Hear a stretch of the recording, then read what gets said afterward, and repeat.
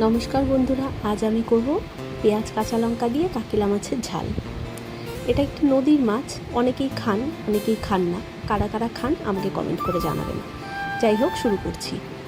কড়াইয়ে সর্ষের তেল গরম করে পেঁয়াজ কুচি দিয়ে দিলাম। ঠিক যতটা পরিমাণে মাছ থাকবে ততটা পরিমাণেই পেঁয়াজ দেব। এবার পেঁয়াজগুলোকে একটু লাল লাল করে ভেজে নেব। ভেজে নেওয়ার পর দিয়ে দেবো কাঁচা লঙ্কা। ও হ্যাঁ, সরি, কালো জিরে ফোড়ন দিতে ভুলবেন না, আমি স্কিপ করে গেছি। তো যাই হোক, এবার দেওয়ার পরে দিয়ে দেব লবণ, হলুদ গুঁড়ো আর লঙ্কা গুঁড়ো। দিয়ে দেওয়ার পরে সামান্য একটু জল দিয়ে এটাকে ভালো করে কষিয়ে নেব। ততক্ষণ কষাবো যতক্ষণ পেঁয়াজটা নরম না হয়। পেঁয়াজটা নরম হয়ে গেল আর মশলাটাও যখন কষানো হয়ে যাবে, যখন তেল ছেড়ে দেবে, তখন দিয়ে দেব সেই মাছটা দিয়ে দেওয়ার পরে খুব ভালো করে এটাকে সেই মশলাটার সাথে কষিয়ে নেব। ততক্ষণ কষাবো যতক্ষণ মাছটা খুব ভালো করে মশলাটার সাথে কষে না যায়। কষানো হয়ে গেলে দিয়ে দেবো জল।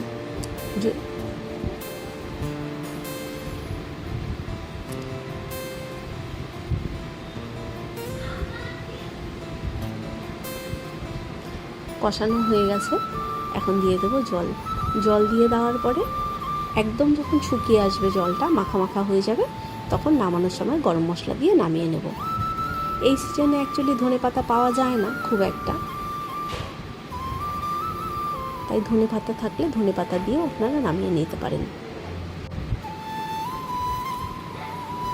ঝোল শুকিয়ে গেছে, এখন গরম মশলা দিয়ে আমি নামিয়ে নেব। সবাই ট্রাই করে দেখুন, কেমন লাগবে অবশ্যই জানাতে ভুলবেন না কিন্তু।